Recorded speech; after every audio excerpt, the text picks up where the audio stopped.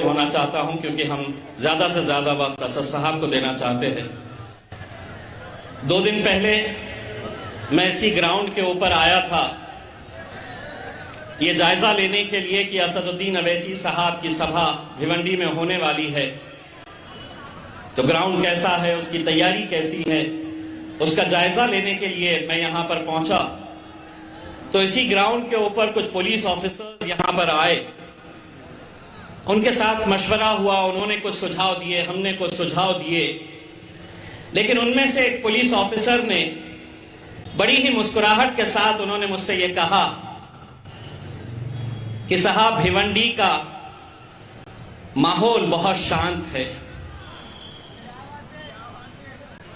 भिवंडी का माहौल बहुत शांत है। उनका इशारा ये था कि हम आ रहे हैं तो कहीं कुछ गड़बड़ करके ना जाए।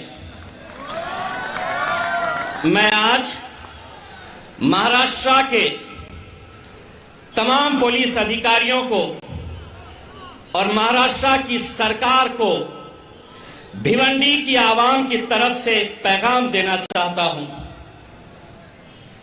हमें सियासत से मोहब्बत नहीं है, इस देश से मोहब्बत करते हैं हम लोग, इस राज्य से मोहब्बत करते हैं, शहर से मोहब्बत करते हैं, जिस सरजमीन पे हम अपना मेहनत करके रोजी रोटी कमाते हैं उससे मोहब्बत करते हैं। तो अगर किसी के जहन में ये बात है कि मजलिस आएगी तो कहीं माहौल गड़बड़ा जाएगा, हम तो कितने आज फितने सह रहे हैं,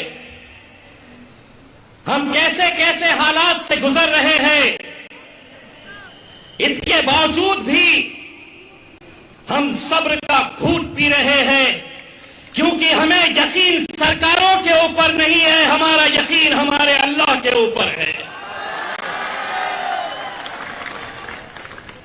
और दूसरी बात यह है कि हमारी खामोशी को हमारी कमजोरी ना समझो। ये तमाम सियासी पार्टियों के लिए एक पैगाम है, हमारी खामोशी को कमजोरी ना समझो। सर झुका के अगर हम चलते हैं तो सिर्फ खौफ खुदा से। आज इस मुल्क के अंदर जो हालात है उसे देखते हुए आप खुद समझ रहे होंगे कैसे कैसे मुद्दों को हर महीने हर 15 दिन के बाद निकाला जाता है, सिर्फ अहम मुद्दों से भटकाने के लिए। और ये जो आए हैं ना पूरी की पूरी फौज लेकर,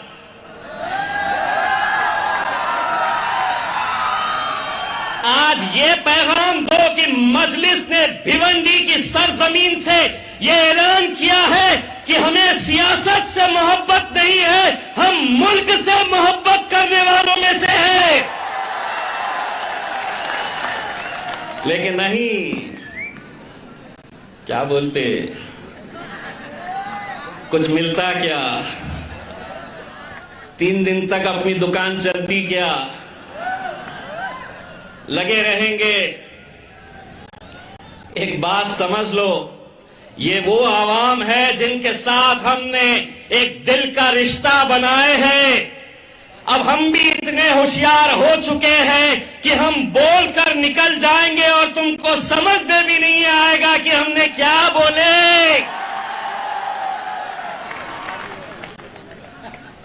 और ये आप लोगों ने ही हमें होशियार किया है, बहुत बहुत शुक्रिया आपका। जैसा किसी ने कहा, हमें फख्र है कि हमारे कायद अकबरुद्दीन अवैसी साहब औरंगाबाद में आए, प्रोग्राम था एक स्कूल की तामीर करना। वो स्कूल जो हैदराबाद में 11 ऐसी इमारतें तैयार करके वहां पर मुफ्त सीबीएसई की तालीम दी जाती है अकबरुद्दीन अवैसी साहब की तरफ से। एक स्कूल जब हम औरंगाबाद में उसका संगे बुनियाद रखने के लिए आए तो किसी मीडिया ने यह नहीं बताया कि हैदराबाद से अकबरुद्दीन अवैसी महाराष्ट्र में आया है और यहां के हिंदू मुस्लिम दलित तमाम जाति के गरीब बच्चों को मुफ्त तालीम देने वाला है। किसी ने नहीं दिखाया। दिखाया तो क्या दिखाया कि यहां क्यों गए, इसके सामने इस मजार पे क्यों गए। आज मैं उन तमाम सियासी पार्टियों को जो अवैसी भाइयों से मोहब्बत करते हैं, औरंगाबाद में अगर अकबरुद्दीन अवैसी साहब आकर एक स्कूल बना सकते हैं, शिवसेना वाले स्वीकार करो, ये ऐलान करो कि अकबरुद्दीन अवैसी अगर एक मुफ्त का स्कूल बनाएगा तो शिवसेना 4 बनाएगी। राष्ट्रवादी वाले जो सिर्फ मजलिस को खत्म करने का ठेका उठाए हैं, मजलिस को कमजोर करने के लिए दिन और रात मेहनत करते हैं, ये ऐलान करो कि अगर अकबरुद्दीन अवैसी औरंगाबाद में एक स्कूल बना सकता है तो राष्ट्रवादी कांग्रेस भी 2 स्कूल बना सकती है। और जिनके कानों में बहुत भोंगे सुनाई देते हैं, एक आध तो तुम भी शुरू कर दो, काम की बात भी करो। बेफजूल की बातों के लिए तो बहुत वक्त रहता है, लेकिन चलो कबूल करो ये चैलेंज। आज इस सरजमीन से इंशाअल्लाह हम औरंगाबाद में अगर एक मुफ्त स्कूल बना रहे हैं तो आज मैं असदुद्दीन अवैसी साहब हमारे कायद की मौजूदगी में हम ये ऐलान करते हैं कि इंशाअल्लाह अगर आप मजलिस का साथ देंगे तो एक स्कूल भिवंडी के अंदर भी अकबरुद्दीन अवैसी साहब बनाएंगे। कब तक वही जाति, वही धर्म, वही मजहब, वही हिंदू मुस्लिम, वही मंदिर मस्जिद, इन मुद्दों के अंदर हमको भटकाते रहेंगे। ये मुल्क की तहजीब है और मजलिस भी आज ये दोबारा उन तमाम सियासी पार्टियों को कहना चाहती है कि हमारे मुल्क की खूबसूरती जो है वो अनेकता में एकता है। तमाम तुम कोशिशें कर लो, जो साजिशें करना है कर लो, जो षड्यंत्र रचना है रच लो, लेकिन ये मुल्क अगर किसी का है तो जितना हमारे हिंदू भाइयों का है उतना ही दलित भाइयों का है और उतना ही हम तमाम मुसलमानों का ये मुल्क है। लेकिन नहीं, आज इस मुल्क के अंदर जो हालात है उसे देखते हुए कहीं ना कहीं हम सबको ये जिम्मेदारी के साथ आगे बढ़ने की जरूरत है। मुझे मालूम है कि आज ये वक्त कम मिला है। मैं आप लोगों को इतना यकीन दिला के जाता हूं कि दोबारा आएंगे और इंशाअल्लाह अगली महफिल के अंदर ये दुआ करेंगे कि हमारे साथ खालिद गुड्डू साहब भी यहाँ पर मौजूद रहे, तब जाकर दिल खोल कर करेंगे। मैं अपना वक्त बैरिस्टर असदुद्दीन अवैसी साहब को देता हूँ। बहुत बहुत शुक्रिया। अमूल कामले साहब और शेरू से मैं दरख्वास्त करता हूँ कि सर के खिदमत में जो तोहफा गुल पेश करना है, हमारे फैयाज साहब हैं, मोइन साहब, वारिस पठान साहब, आपकी मोहब्बतें और इनायतें फौरन जी जी जल्दी कीजिए, जल्दी। सज्जू भाई, हसीब जामई, ये तमाम लोग, वक्त बहुत कम है, तालियों से इस्तकबाल कीजिए। आपकी तालियां, आपके मोबाइल का टॉर्च ये बताना चाहिए कि आप लोग जो है इनका इस्तकबाल कर रहे हैं। इस्तकबाल कीजिए और सामने से हटिए, सज्जू भाई सामने से हटिए। मीडिया वाले जो है फोटो कैप्चर कर रहे हैं, सामने से हटिए। बहुत खूब, लम्हे लम्हे की सियासत पे नजर रखते हैं, हम फिक्रमंद हैं, दुनिया की खबर रखते हैं। मार ही डालेगी ये दुनिया, वो दुनिया है, हम जो जिंदा हैं तो जीने का हुनर रखते हैं। जनाब असदुद्दीन अवैसी साहब, बैरिस्टर असदुद्दीन अवैसी साहब।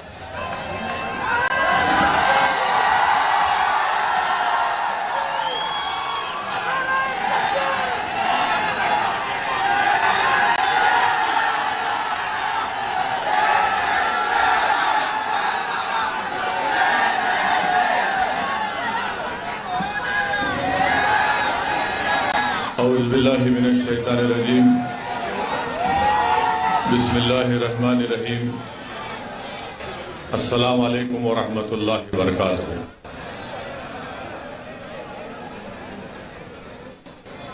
मोहतरम जनाब इम्तियाज जलील साहब, रुकने पार्लिमान औरंगाबाद मजलिस इत्तेहादुल मुस्लिमीन, वो सदर महाराष्ट्र मजलिस इत्तेहादुल मुस्लिमीन, मोअज़्ज़िज़ हाज़रीन इकराम, मेरी इज़्ज़तदार माँ और बहनों, मेरे गयूर नौजवान साथियों, शयनशीन पर तशरीफ फरमा मोहतरम जनाब फैयाज साहब, सदर मुंबई मजलिस इत्तेहादुल मुस्लिमीन, साबिक़ा रुकन असम्बली व कौमी तर्जुमान मजलिस इत्तेहादुल मुस्लिमीन जनाब वारिस पठान साहब, जनरल सेक्रेटरी महाराष्ट्र मजलिस इत्तेहादुल मुस्लिमीन मोहतरम सैयद मोइन साहब, मुमरा के मजलिस इत्तेहादुल मुस्लिमीन के सदर शादाब पठान साहब, भिवंडी के वर्किंग प्रेसिडेंट मजलिस इत्तेहादुल मुस्लिमीन शादाब उस्मानी साहब, अमूल कामले साहब, जैद शेख साहब, रबीश मोमिन साहब, अफसर मोमिन साहब, अब्दुल हसीब जामई साहब, मोहम्मद अहमद सज्जू साहब, फैज खां साहब, नूरुल ऐन साहब, शहीन शाह शेख साहब, एडवोकेट साकिब अंसारी साहब। और मैं अपनी आज की इस तकरीर को अल्लाह के फजल व करम से मैं जो कुछ बयान करूंगा, मैं इसको मेरे भाई और भिवंडी के जो सौदर हैं खालिद गुड्डू साहब के नज़र पेश करता हूं, जो आज जेल की सलाखों में हुकूमत के जुल्म का शिकार हैं।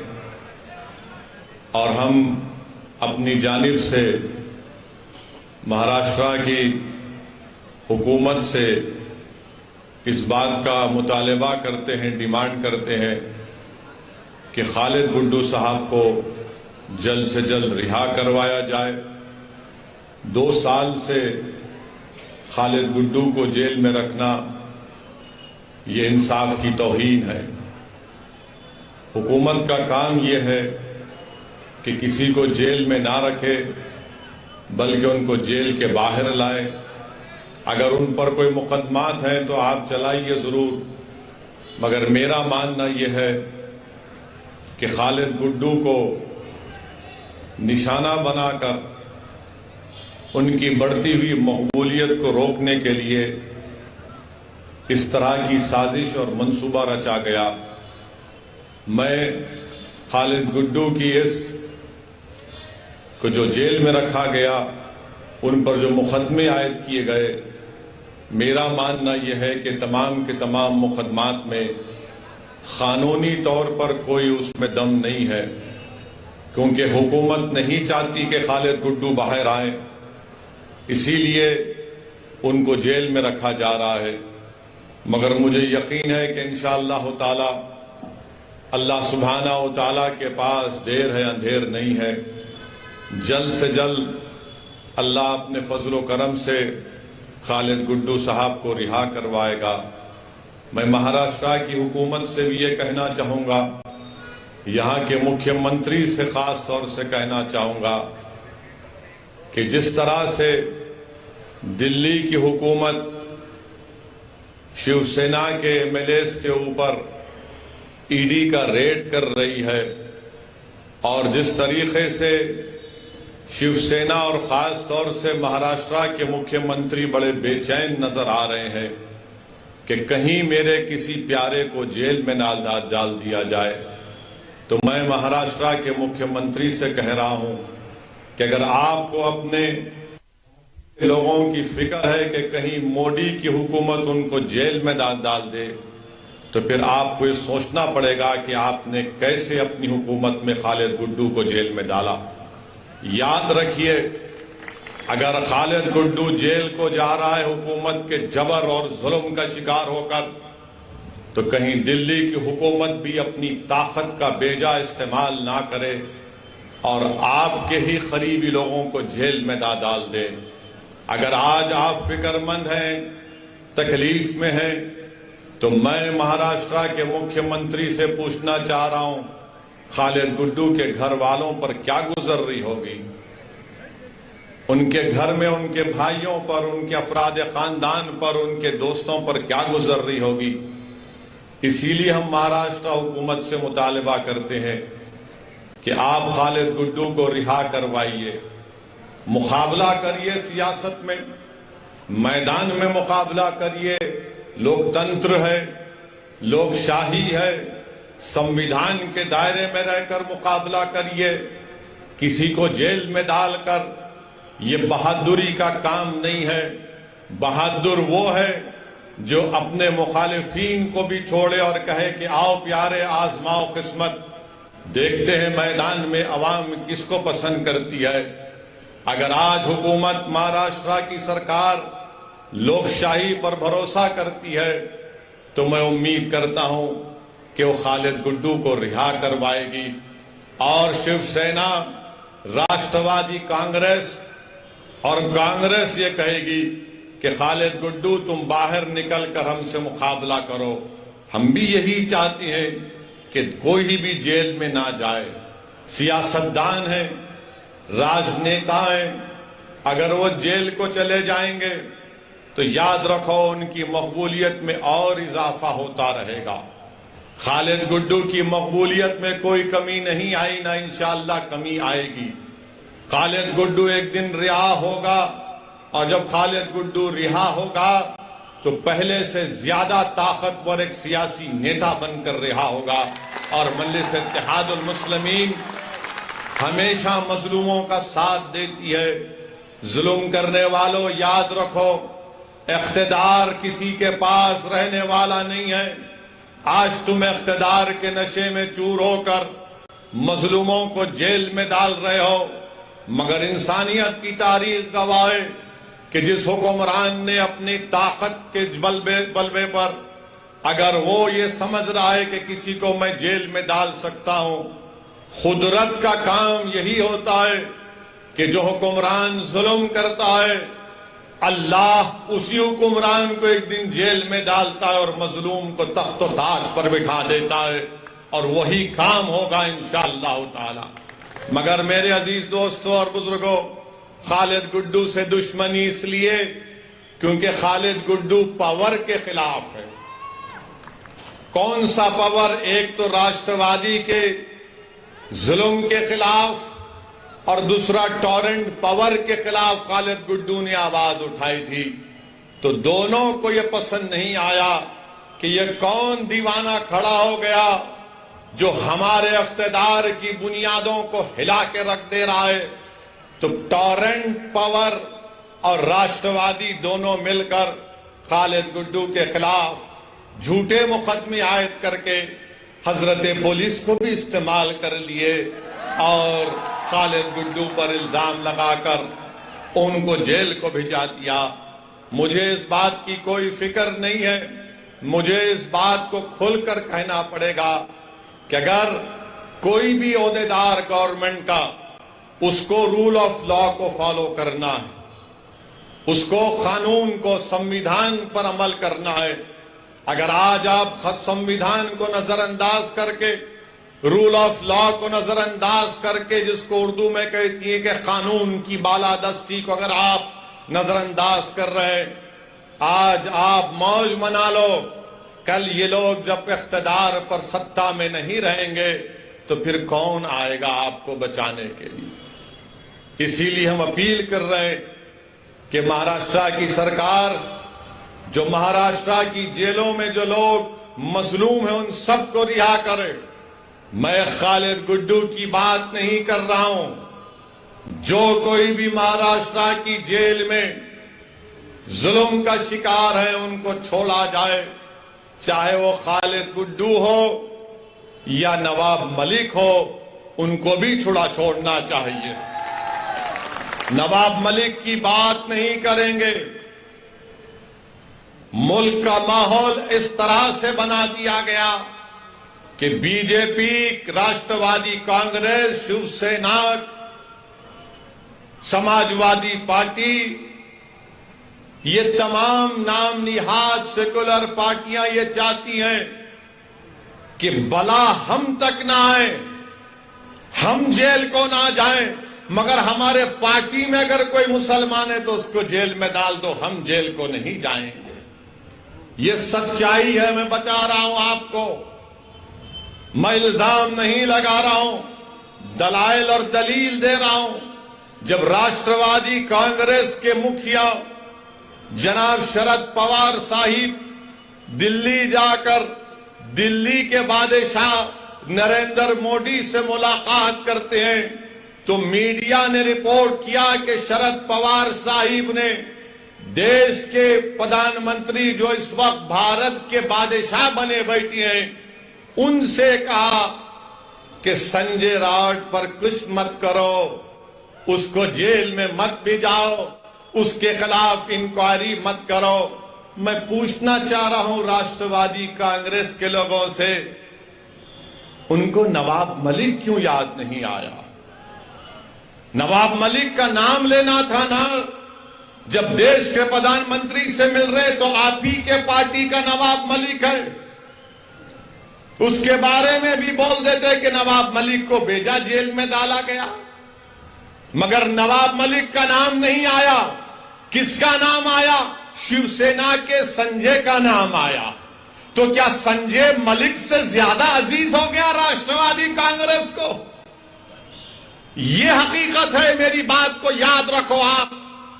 मेरे इस तकरीर के बाद शुरू हो जाएंगे मीडिया के लोग जो शिवसेना की गुलामी करते हैं, तो कोई मोदी की गुलामी करते हैं, तो कोई शरद पवार की गुलामी करते हैं। मैं अवाम का नुमाइंदा हूं, मैं इनका कादिम बनकर सच्चाई को बयान कर रहा हूं। यह बात सच है कि संजय का नाम शरद पवार साहिब लिए, नवाब मलिक का नाम नहीं लिए। क्यों? नवाब मलिक क्या कमतर है संजय से? आप बताओ, क्या नवाब मलिक कमतर है संजय से? क्या नवाब मलिक और संजय बराबर नहीं है? जब बराबर है तो बोलते भी नहीं है जबान से अपनी। क्यों नहीं बोलते? मुसलमान कहां जाएगा, इसको डराओ, दौड़ते हुए आएगा हमारे पास। बोलो इसको सेकुलरिज्म, ये सेकुलरिज्म का गुलाम है, ये हमारे पास दौड़ के आएगा। बोलो इसको गंगा जमुनी, वो बाजा बजा कर आएगा। एक मुशायरा कर दो तो वो दौड़ कर आएगा। मगर ये आपकी अहमियत है, जब चुनाव आएगा तो चुनाव में कहेंगे ओवैसी की बात का यकीन मत करो, मोदी को रोकना है, शिवसेना को रोकना है। जब महाराष्ट्र के विधानसभा चल रहे थे, इसी जगह पर मैं आया था, इसी विधानसभा में भिवंडी के, मैंने आपसे अपील की थी कि यहां से खालिद गुड्डू को कामयाब करिए। मैं आपका शुक्रिया अदा भी करने आया हूं कि आपने अपनी दुआओं से मजलिस इत्तेहाद और मुस्लिमीन के उम्मीदवार खालिद गुड्डू को 44,000 वोट से नवाजा। मैं आपको दिल की गहराइयों से सलाम करता हूं। मगर उस वक्त आपको याद होगा, यही राष्ट्रवादी के लोग, कांग्रेस के लोग कह रहे थे ओवैसी को वोट मत दो, भाजपा और शिवसेना को रोकना है। और जब चुनाव हो गए तो राष्ट्रवादी और कांग्रेस ने शिवसेना से मिलकर निकाह किया। निकाह किया। अब ये 1, 2, 3 में दूल्हा कौन है मुझे नहीं मालूम, मगर एक सदाबहार दूल्हा आपके सामने खड़ा हुआ है। जब सत्ता को मिलना था, सीएम की कुर्सी थी, मंत्री की पोस्ट थी, दौलत थी, इख्तिदार था, तो बोले मुसलमान का छोड़ो, कहां जाएगा, उसको हम तो हमेशा से धोखा देते आए हैं। हमने भिवंडी में फसाद करवाया, भिवंडी में मरवाया, इंक्वायरी कमीशन की रिपोर्ट भी आई, मुसलमान भूल जाता है। जज्बात में लाओ मुसलमान को, भाजपा का, शिवसेना का, सेकुलरिज्म का, इसको पाठ इसके सामने पढ़ो, मुसलमान सन्नाटे में आ जाता। अब आप बताइए, जब मैं पुकार कर कह रहा था 2019 के असेंबली और विधानसभा के चुनाव में कि कामयाब करो खालिद गुड्डू को, आपकी आवाज विधानसभा में जानी चाहिए, तो मेरी ही मुखालिफत में हमारे ही दरमियान से लोग खड़े होकर कहे ये जज्बाती बात करता है। अब बताओ क्या मैं सच था ये और आप झूठे नहीं थे? मेरे अजीज दोस्तों और बुजुर्गों, ये सब चीजें आपके सामने इसलिए रख रहा हूं ताकि आप जब यहां पर इंशाअल्लाह ताला भिवंडी के लोकल बॉडी के बल्दिया के इंतखाबात होंगे तो आप एक अच्छा फैसला करेंगे और आप मुत्तहिद होकर यहां से इंशाअल्लाह मजलिस के नुमाइंदों को कामयाब करेंगे। और मैं आपसे वादा कर रहा हूं कि हम भी ये कोशिश कर रहे हैं कि हमारी कमजोरियों को, हमारी खामियों को दूर किया जाए। मैं आपसे अपील कर रहा हूं कि आप हमारी रहबरी करिए, हमारी सरपरस्ती करिए। अगर हम गलती करते हैं तो हमारा हाथ पकड़कर टोकिए, मगर इस कारवां को, इस जिम्मेदारी को आपको लेकर आगे बढ़ना है, आपको कामयाब करना है। मैं यहां पर नहीं आया हूं अपने लिए, बार बार यही कहता हूं मैं और कहता रहूंगा। मैं यहां पर इसलिए आया हूं कि ताकि आपकी लीडरशिप बने, आपका कायद बने, जो आपकी आवाज विधानसभा हो, पार्लियामेंट हो, यहां की बल्दिया हो, वहां पर गूंजे। टॉरेंट पावर के जुल्म का खात्मा हो। ये बुनकरों की सरजमीन है, ये मजदूरों की सरजमीन है, और यहां पर एक बरखी कंपनी गरीबों का खून चूस रही है, और खून चूसने में मदद कर रही है शिवसेना, राष्ट्रवादी कांग्रेस और कांग्रेस। आखिर क्या बात है कि सिर्फ यहां पर कितने वो कोणार्क विकास अघाड़ी के सिर्फ 4 नगर सेवक है और उनका महापौर बन जाता है, सिर्फ 4 उनके। और फिर इसमें कांग्रेस भी और शिवसेना भी, बीजेपी भी इनकी मदद करते हैं। क्या बात है, ये आपके रिश्तेदार हैं क्या? 4 इनके, 47 कांग्रेस के, भाजपा की 18। क्या बैठ के बिरयानी खा लिए तुम लोग? पूरा भिवंडी को लूट लिए। 850 करोड़ का बजट कहां इस्तेमाल हुआ? जब ये सवाल हम करते हैं 850 करोड़ कहां गए, तो कल आप देखेंगे सुबह से ये रात भर नहीं सोएंगे मेरी तकरीर सुन के, करवटें बदलते रहेंगे। कैसा बोला, कैसा बोला, ये बोला, वो बोला। अरे बोलेंगे बाबा, तुम्हारे बाप को भी बोलेंगे, तुमको भी बोलेंगे, और जब तक अल्लाह जिंदा रखेगा बोलते रहेंगे। अब सुबह से शुरू हो जाएंगे, ये भड़काऊ भाषण दिया, ये ऐसा बोला, वो उस समुदाय के खिलाफ बोला।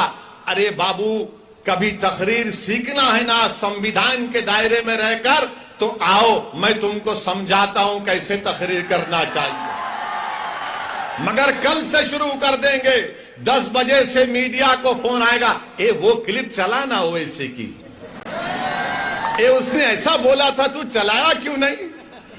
ए कल रात में वारिस को बुलाकर बिठा के इसको पूछ जरा। कितनों को बिठा के पूछेंगे, कुछ भी निकलने वाला नहीं है इसमें से। जो बात सच्ची होती है वो कड़वी होती है। कड़वी उन लोगों के लिए होती है जो जुल्म करते हैं, और जो बात सच्ची होती है वो अवाम के दिलों को छू जाती है और दिलों में समा जाती है। इसीलिए मजलिस इत्तेहादुल मुस्लिमीन से मुखालिफत। 850 करोड़ का बजट, और अस्पताल जैसा भी कहा गया कि वेंटिलेटर पर है। 850 करोड़ कहां गए? कैसे अस्पताल नहीं अच्छा हुआ? किसके जेब में गए? आप अंदाजा लगाइए, 850 करोड़ का बजट अगर अस्पताल की अच्छाई के लिए, डेवलपमेंट के लिए इस्तेमाल होता तो गरीबों को इससे फायदा पहुंचता भिवंडी की। मगर इनको ये चाहते हैं कि नहीं नहीं, गारत का गड़ा है, इनका भरता नहीं है। 850 करोड़ मेरे को कितना, तेरे को कितना? अरे क्या ये खाजा का लंगर है, लूट के लेके जाएंगे तुम लोग? ऐसा लगता है कि पूरे डाकू एक हो गए। ये मेरा हिस्सा, ये तेरा हिस्सा, ये मेरा हिस्सा, और इसी हिस्सेदारी में आपको अपना हिस्सा नहीं मिलता है। इसीलिए मैं आपसे अपील कर रहा हूं कि आने वाले बल्दिया के इंतखाबात में आप मुत्तहिद होकर मजलिस इत्तेहादुल मुस्लिमीन के उम्मीदवारों को कामयाब करिए। मेरी आपसे अपील है कि आपकी आवाज भिवंडी की बल्दिया में गूंजनी चाहिए, आपके मसाइल की का हल मिलना चाहिए। और जिस तरीके से आपने अल्हम्दुलिल्लाह 44,000 वोट खालिद गुड्डू को दिए, मुझे यकीन है कि आने वाले बल्दिया के इंतखाबात में आप मुत्तहिदा तौर पर मजलिस के उम्मीदवारों को कामयाब और कामरान करेंगे। मेरे अजीज दोस्तों और बुजुर्गों, मैं आपसे अपील कर रहा था, बता रहा था कि मुल्क में जो हालात हैं वो आप सब जानते हैं, मुझसे बेहतर आप जानते हैं। आज प्रधानमंत्री, देश के वजीर आजम, दिल्ली के बादशाह अपनी हुकूमत के 8 साल के पर बड़े बड़े बातें आज किए हैं। मैं देश के प्रधानमंत्री से इतना पूछना चाहता हूं, देश के प्रधानमंत्री, आखिर ये क्या बात है कि 1 लीटर दूध और 1 डबल रोटी का लोफ पैकेट एक ही कीमत में क्यों मिल रहे हैं प्रधानमंत्री? 1 लीटर दूध और 1 डबल रोटी का पैकेट। तो बीजेपी वाले बोलेंगे क्या बोलता है ना, क्या बोल रहा है? दूध भी खरीद ले, डबल रोटी खा ले, पेट भर जाएगा। अरे आप बताइए, महंगाई, कभी इतनी महंगाई भारत में कभी नहीं हुई थी, और आज 8 साल देश के प्रधानमंत्री अपनी हुकूमत के मना रहे हैं। महंगाई, इन्फ्लेशन सबसे हाईएस्ट है। बेरोजगारी नौजवानों में जो भारत में, दुनिया में किसी मुल्क में नहीं है। मगर मोदी जी बोल रहे 8 साल में मैंने चांद पर जाकर मट्ठी आपके कदमों में डाल दी। आपको देश के प्रधानमंत्री बोल रहे हैं कि 8 साल में बहुत बड़ा काम कर दिए। फिस्कल डेफिसिट 40 साल में सबसे ज्यादा है। रिटेल इन्फ्लेशन 20 साल में सबसे ज्यादा है। और जो महिलाओं की, खवातीन का वुमेन फोर्स है, उसमें कमी आई है। 10% से कम महिलाएं काम कर रही हैं भारत में। आप बताइए इसके ऊपर क्या बोलेंगे? मेरे अजीज दोस्तों और बुजुर्गों, 8 साल का जश्न बीजेपी मना रही है, तो क्या यह बात सच नहीं है कि भारत के फॉरेन रिजर्व जो 640 बिलियन डॉलर से 595 बिलियन डॉलर्स पर आ गए? कौन जिम्मेदार है इसका? FIIs, फॉरेन इन्वेस्टमेंट इन्वेस्टर्स 22% से 19% पे आ गए इंडियन स्टॉक्स के। कौन जिम्मेदार है इसका? इखलाक को मारा गया, कौन जिम्मेदार है? पीलू खान को मारा गया, कौन जिम्मेदार है? रकबर को मारा गया, कौन जिम्मेदार है? दिल्ली का फसाद हुआ, कौन जिम्मेदार है? गाय के नाम पर पीटा गया, कौन जिम्मेदार है? गाड़ी के नाम पर मारा गया, कौन जिम्मेदार है? सर पर टोपी पहनने पर मारा गया, हाफिज जुनैद को चलती हुई ट्रेन में मारा गया, कौन जिम्मेदार है? सेंधवा में 12 घरों को तोड़ दिया गया, कौन जिम्मेदार है? मध्य प्रदेश खरगोन में 22 घरों को तोड़ दिया गया, कौन जिम्मेदार है? राजस्थान के खैरोली में फसाद हुआ, कौन जिम्मेदार है? और 8 साल का जश्न मना रहे हैं। इस पर कोई बात नहीं करेगा। अब जब आप भाजपा के लोगों से पूछेंगे, ना ना मोदी जी ने तो 370 निकाल दिया, तो जब 370 निकाल कर आपने कहा था कि आतंकवाद का खात्मा कर दिया, तो कल एक टिकटॉक एक टीवी के स्टार को गोली मार दी गई, कौन जिम्मेदार है? एक गवर्नमेंट का मुलाजिम पंडित था, कश्मीरी पंडित, उसको मार दिया गया, कौन जिम्मेदार है? तुमने एक झूठी पिक्चर तो बना दी जज्बात में और नफरत पैदा करने के लिए इस्लाम और मुसलमानों के लिए, मगर वो पंडित को मारा, कौन जिम्मेदार है? तुम्हारी सरकार है। पड़ोसी पाकिस्तान से टेररिस्ट कश्मीर में घुसकर आकर गोलियां चलाते हैं, कौन जिम्मेदार है इसका? आपकी सरकार है। नौकरियां नहीं है, कौन जिम्मेदार है इसका? कौन जवाब देगा इसका? हां, मैं मानता हूं कि इन सब की जिम्मेदारी अगर किसी पर है, इन्फ्लेशन बढ़कर है, तो मुगल बादशाह अकबर जिम्मेदार है। नौजवानों में, युवाओं में बेरोजगारी है, तो ताजमहल बनाने वाले शाहजहां की जिम्मेदारी है। पेट्रोल डीजल बढ़ गया, औरंगजेब जिम्मेदार है। मोदी जी नहीं है जिम्मेदार, ये लोग करके गए, इसीलिए पेट्रोल आज तक बढ़ रहा है। सरकार आपकी है, मैं खुद कह रहा हूं ना, औरंगजेब, अकबर, शाहजहां सब जिम्मेदार हैं, मोदी जी नहीं है जिम्मेदार।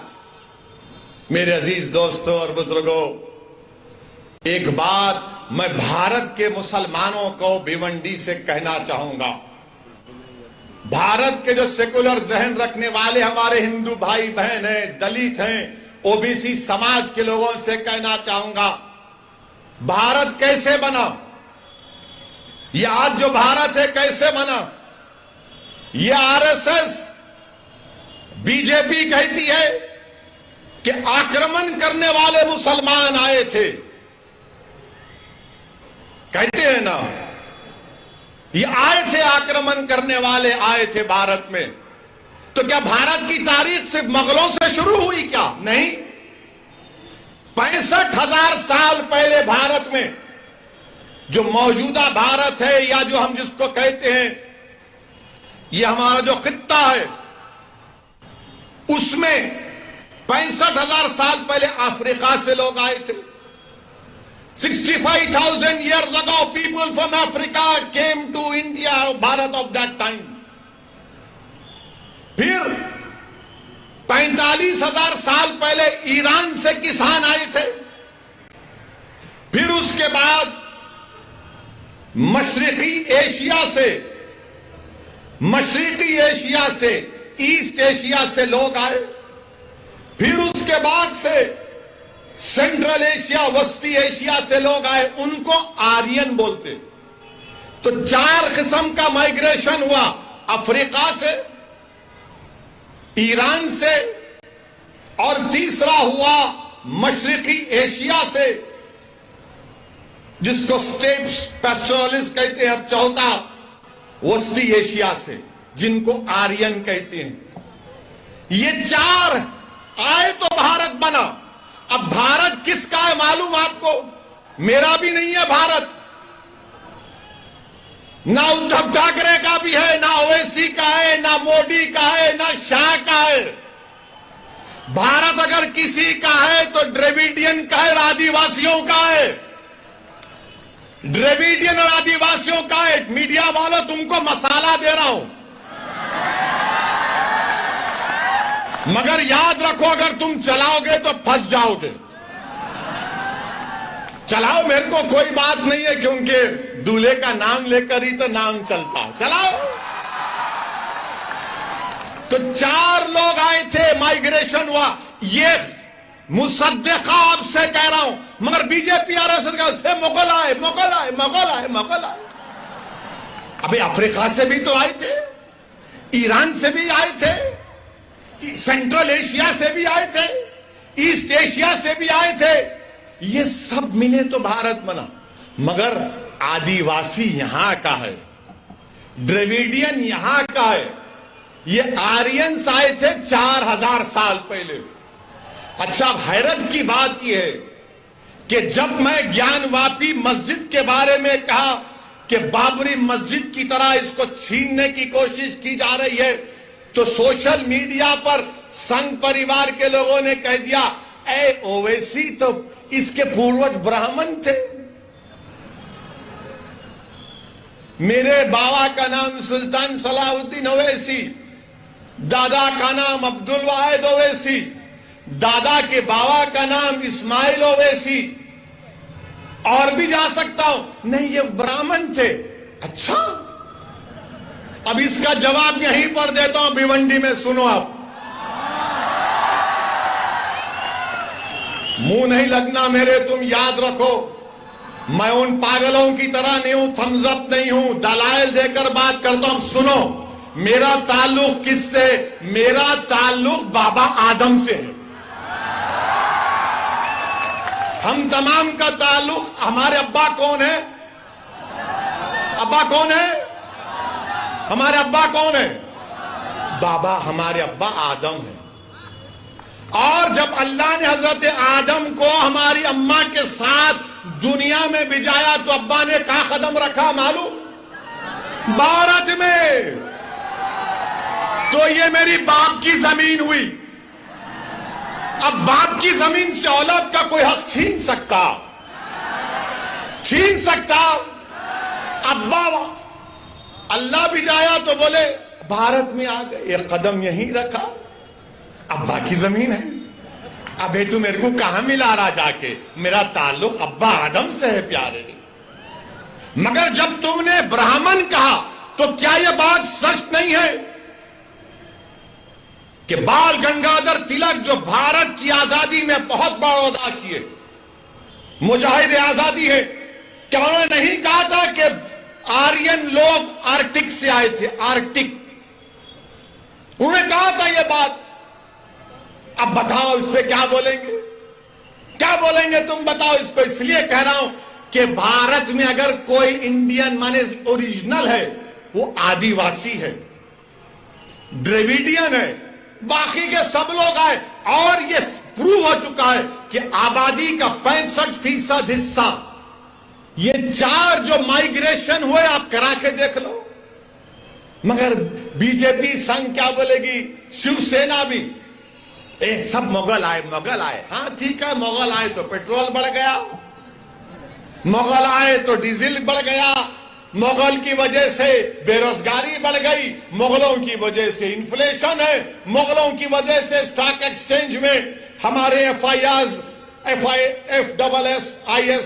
22 से 19% हो गए, मुगलों की वजह से रोटी महंगी हो गई, मुगलों की वजह से दूध महंगा हो गया। अरे सब हम ही जिम्मेदार है, तुम तो दूध के दूल्हे हो। देश का प्रधानमंत्री मुसलमान है, आप नहीं है ना। महाराष्ट्र का मुख्यमंत्री आप नहीं है, कोई और है। हर चीज को मुगलों से जोड़ दो। अरे मुसलमानों का मुगलों से कोई ताल्लुक नहीं है, हमारा ताल्लुक मुगलों से नहीं है, वो बादशाह थे। बादशाहों का ताल्लुक दीन से नहीं होता, जो खलीफा होता है उसका ताल्लुक दीन से होता है। ये बादशाह थे, इनका क्या प्रॉब्लम था? हमारा इख्तिदार बाकी रहे। वो बादशाह थे, अब नहीं मंदिर तोड़े, तो फिर इसका भी जवाब सुन लो। ये जो अशोका का पोता था, पुष्यमित्रा सिंघा कौन थे? अशोका के पोतरे को किसने मारा? और यही शख्स ने 40,000 बुद्धिस्ट इबादतगाहों को निस्तो नाबूद कर दिया। चलो बोलो, इस पे झूठ है क्या? बोलो, इस पे झूठ है क्या? कौन था पुष्यमित्रा सिंघा? बताओ। नहीं बोलेंगे। अब जब सुनेंगे तो खामोश हो जाएंगे। अशोका के पोते को हराने वाला कौन था? नाम बोलो। नहीं बोलेंगे। ये आपको समझना है। अब बात करे कि बोलेंगे इन्हों करे। अच्छा फिर क्या जेन्स का इख्तिदार नहीं था भारत में? क्या शैवाइट्स और विष्णुवाइट्स में तसादुम नहीं हुआ? क्या तुम तारीख तुम तोड़ मोड़ के पेश कर रहे हो? अरे उन जाहिलों के सामने अपनी जहालत दिखाना, असदुद्दीन ओवैसी के सामने जहालत मत दिखाओ, तुमको आईना दिखा दूंगा मैं, याद रखो।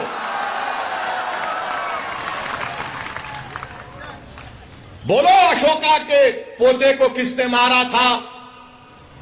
कौन मारा था अशोका के बेटे को? बोलो।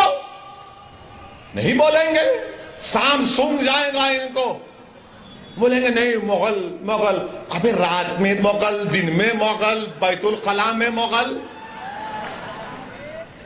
कभी निकलो तारीख से। तारीख यह है भारत की कि 65,000 साल पहले अफ्रीका से लोग आए थे भारत में। आर्यन तो 4,000 साल का मामला है। और फिर बोलते नहीं, ये अनटचेबिलिटी जो है ये मुगलों ने शुरू की। झूठ। सच क्या है? सच ये है कि बाबा साहेब अंबेडकर ने कहा कि 400 AD यानी हजरत ईसा के इस दुनिया से उठाने जाने के बाद 400 AD में ये अनटचेबिलिटी शुरू की गई। ये बाबा साहेब अंबेडकर ने लिखा। ह्यूम सांग एक ट्रैवलर है, उसकी किताब पढ़ो। ये संगी नहीं पढ़ते, काली मुगल मुगल मुगल। बोलो कौन क्या बाबा साहेब अंबेडकर ने नहीं कहा था? उस पर बात नहीं करेंगे। और बोलेंगे तुम लोग मंदिरों को तोड़ दिए, तो क्या स्वामी विवेकानंदा ने अपनी किताब में नहीं लिखा कि जगन्नाथ की मंदिर बुद्धिस्ट इबादत गाह पर बनाई गई? बोलो मुझ पर इल्जाम लगाने वालों, बोलो। ओवैसी को जान की धमकी देना, ओवैसी को गाली देना, दिन रात मेरे नाम का वजीफा पढ़ना, मैं जो मसाइल को आज उठा रहा हूं तुम जवाब दो उसका। अगर तुम 700-600 साल की तारीख की बात करोगे, मैं 65,000 साल की तारीख की बात करने को तैयार हूं। आओ बैठेंगे, बात करेंगे। अब बोलेंगे ए क्या बोलता है? तेरे घर में खोदेंगे। किसी ने मुझे फोन करके कहा कि आपके घर में खोदेंगे। मैंने कहा मेरे घर में तुम खोद नहीं सकते। बोले कैसे नहीं खोद सकते? बोला मेरा घर है, कोई आंख उठाकर नहीं देख सकता, याद रखो। खोदेंगे। अब बोल रहे ताजमहल के नीचे, उसके तहखाने में क्या है देखेंगे। अब तो बोल रहे कि आगरा के किले में जो मस्जिद है उसके नीचे खोदेंगे। मेरे को लगता है बीजेपी RSS वाले, जरा कान खोल के सुनो आप, किसी को बोलना नहीं बात मेरी, किसी को नहीं बोलेंगे ना आप, ना नहीं बोलना है तो कट्टी हो जाएंगे। अपनी दोस्ती बरकरार रहे। तो इसलिए खोद रहे वो लोग कि देश के प्रधानमंत्री की डिग्री तलाश कर रहे, कहां है कहां है कहां है। नरेंद्र मोदी की MA पॉलिटिकल साइंस की डिग्री है, मगर देश के प्रधानमंत्री की एंटायर पॉलिटिकल साइंस की डिग्री है, मिलती नहीं है। तो शायद प्यारे बोल रहे मस्जिद के बहाने डिग्री मिल जाएगी, मस्जिद तो नहीं मिलेगी। क्या बात है बताइए आप, ये जोक है, सीरियस मत ले लीजिए। देश के प्रधानमंत्री भी मन की बात में बोलते, जरा ह्यूमर होना चाहिए। तो ह्यूमर की बात कर रहा हूं।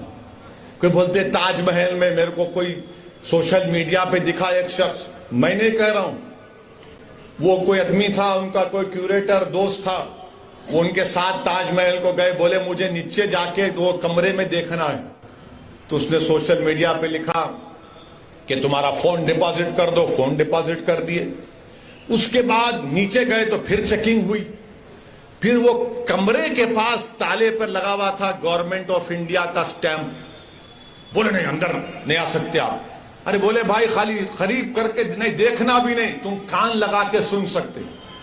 तो बेचारे कान लगाए तो अंदर से इंसानों की आवाज आ रही थी। अंदर से इंसानों की बड़ी प्यारी आवाज आ रही थी। और वो आवाज क्या बोल रही थी? चौकीदार से पूछो महंगाई इतनी क्यों है। इस पे तो केस नहीं बुक हो सकता ना। जाओ बुक कर लो शाहजहां पे, मुमताज पे, मुझे क्या करना है। मैं सोशल मीडिया पे पढ़ के कह रहा हूं, उसको बुक करो आप। मगर मेरे अजीज दोस्तों और बुजुर्गों, मुल्क की हालात आपको ये बता रहे हैं कि नफरत और बीजेपी और संघ परिवार मिलकर भारत के मुसलमानों के खिलाफ एक ऐलान जंग कर चुके हैं, ऐलान जंग कर चुके हैं और हमारी हर तहजीब की हर निशानी को मिटाना चाहते हैं, हर चीज को मिटा देना चाहते हैं। हलाल गोश्त देश के लिए खतरा, हिजाब देश के लिए खतरा, दाढ़ी देश के लिए खतरा, टोपी देश के लिए खतरा, मस्जिदें देश के लिए खतरा, मस्जिद की मीनारें देश के लिए खतरा, मस्जिद की अज़ान की आवाज देश के लिए खतरा, सब चीज खतरा है देश के लिए। और इस बात में आप देख लो, जब ये बातें हो रही हैं तो क्या कांग्रेस कुछ बोलती, क्या राष्ट्रवादी कुछ बोलती है, क्या शिवसेना कुछ बोलती है, क्या समाजवादी कुछ बोलती है, क्या आम आदमी पार्टी कुछ बोलती है? कोई अपने आप को सेकुलर पार्टी बोलने वाले कुछ नहीं बोलेंगे। हलाल पे गोश्त पे नहीं बोलेंगे, हिजाब पे नहीं बोलेंगे, अज़ान पे नहीं बोलेंगे, ज्ञानवापी मस्जिद को छीनने की बात पर नहीं बोलेंगे। क्यों नहीं बोलेंगे? मुसलमान को डराओ, वो तो हमारा कैदी है, और हम ज्यादा बोलेंगे तो हमारा हिंदू वोट हमको नहीं मिलेगा। मेरे अजीज दोस्तों और बुजुर्गों, इसका मुझे जिस बात का अंदेशा है कि अगर इस तरह से दबाया जाएगा, इस तरह से रुसवा किया जाएगा, तो फिर ये जो नौजवान जो आज भारत में खास तौर से दलित और मुसलमान नौजवान हैं, अगर उनका एतमाद जमहूरियत से, लोकशाही से अगर कम हो जाएगा, वो अपने घरों में जाकर बैठ जाएंगे, वो घरों में जाकर अपने बैठ जाएंगे और दूसरे दर्जे के शहरी बन जाएंगे। मैं नहीं चाहता कि ये नौजवान जो कल इस देश का मुस्तकबिल इनके कंधों पर रहेगा, वो मायूस होकर, रुस्वा होकर अपने घरों में बैठ जाएं, अपने दरो दीवार को बंद कर लें, अपने दिमाग को सोचने की और तमीज पर जोर ना डालें और बंद कर लें अपने दिमाग को। वो हमारी जमहूरियत के लिए खराब दिन होगा।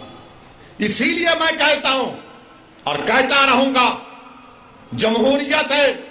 ज्ञानवापी मस्जिद के बारे में बोला तो कौन सा गुनाह किया? मैं जब बाबरी मस्जिद का फैसला आया था, मेरी प्रेस कॉन्फ्रेंस उठाकर देख लो आप, मैंने उस फैसले को कहा था, अंग्रेजी में कहा था कि this is a victory of faith over facts, this is a victory of faith over facts. मैंने अपने प्रेस कॉन्फ्रेंस में कहा था कि मुझे अंदेशा है कि इस फैसले के बाद और मसाइल शुरू हो जाएंगे। मैंने नाम लेकर कहा था, ज्ञानवापी, मथुरा, लखनऊ की टीले वाली मस्जिद, सब सच साबित हो रहा आज।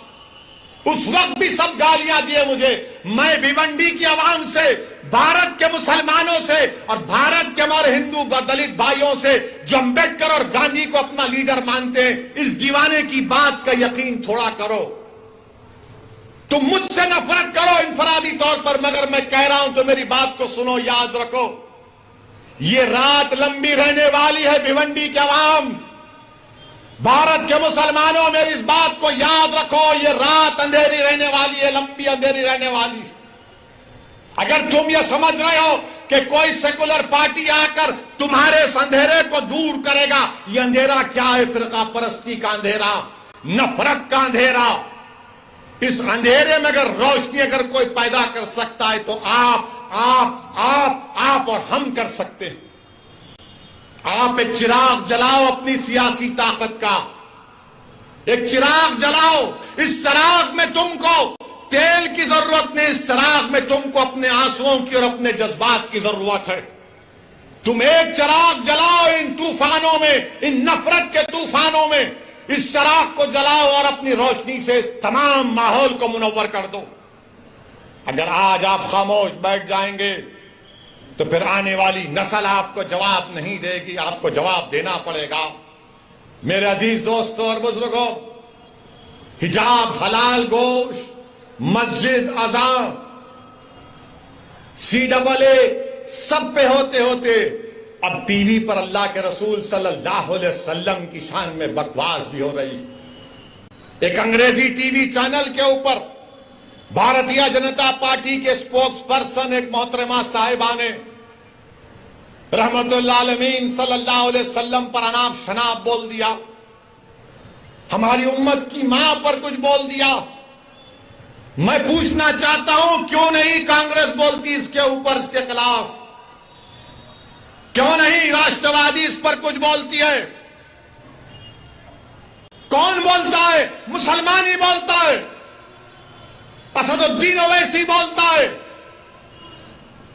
हैदराबाद में आज कमिश्नर ऑफ पुलिस हैदराबाद के पास एक कुल जमाती डेलीगेशन गया, मगर आपको बता रहा हूं और आप गवाह हैं मेरी इस बात का कि जब कमली वाले पर कोई अनाप शनाप बकता है तो कोई नहीं बोलता। उद्धव ठाकरे के बारे में अगर कोई बोलेगा तो उसके घर को जाकर उसको धमकी दी जाएगी या उसके मुंह पर कालिक फेंकी जाएगी। शरद पवार पर कोई बोलेगा तो थप्पड़ मारा जाएगा। शरद पवार के बारे में कोई लिखेगा तो उस एक्ट्रेस को जेल में डाल दिया गया। तो बताओ क्या शरद पवार को बोला जाएगा, उद्धव ठाकरे को बोला जाएगा, मोदी को बोला जाएगा, और जब मेरे रसूल के बारे में बोला जाएगा तो तुम सब गूंगे बन जाओगे? तुम कुछ नहीं बोलोगे।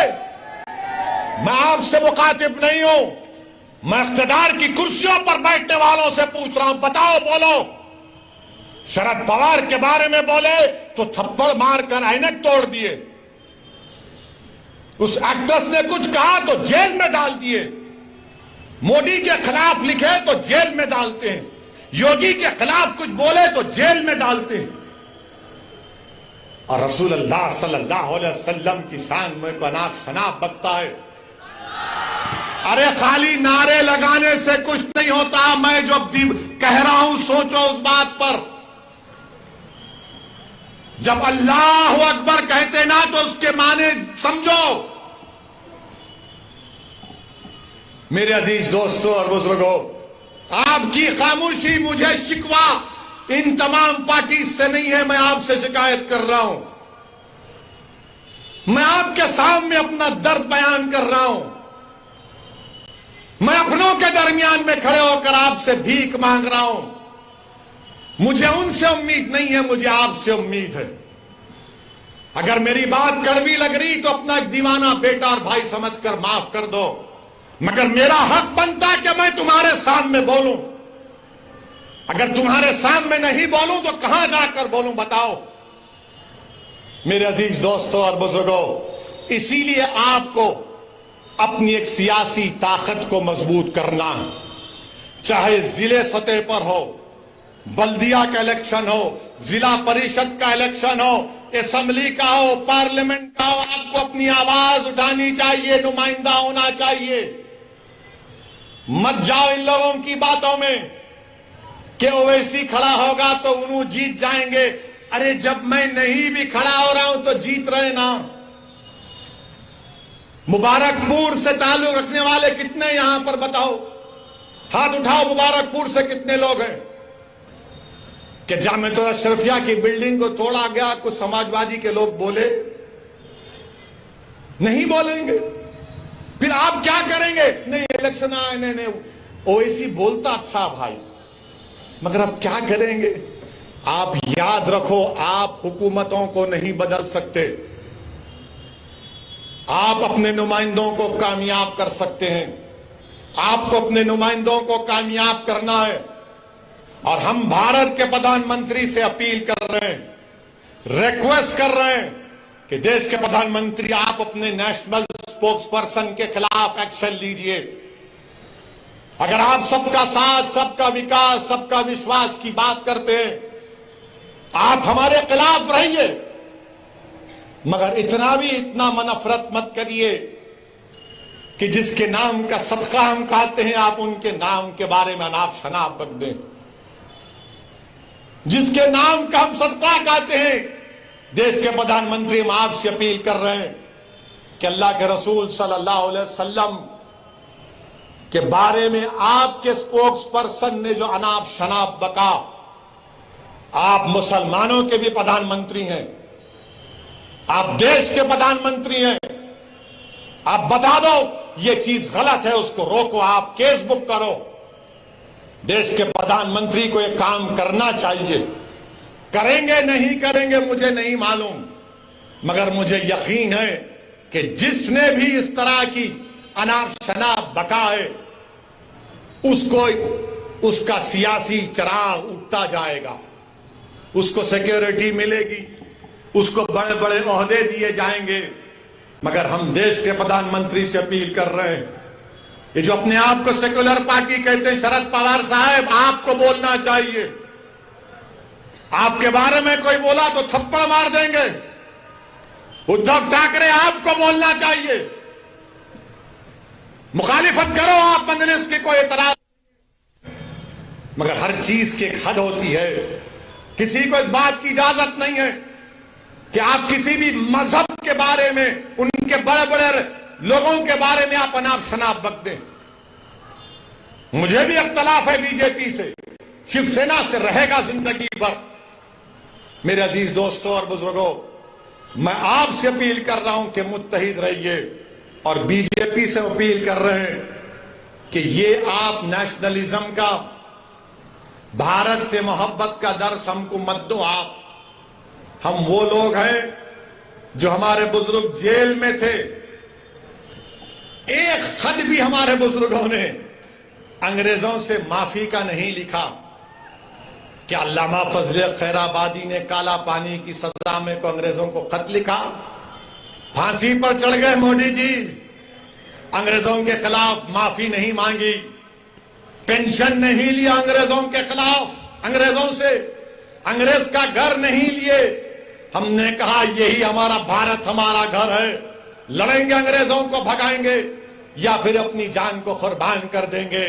और जिस शख्स का तुम जश्न मना रहे हो, क्या उसका नाम महात्मा गांधी के कपूर इंक्वायरी कमीशन में नहीं आया, जो महात्मा गांधी के कत्ल में कॉन्स्पिरेटर है? सोचो, अगर गांधी से मोहब्बत है तो जबान पर गोडसे और गांधी के कातिलों का नाम नहीं आना चाहिए। मेरे अजीज दोस्तों और बुजुर्गों, आपका बेहद शुक्रिया कि आप तशरीफ लाए, और आपसे अपील करता हूं कि अपनी दुआओं में खालिद गुड्डू के लिए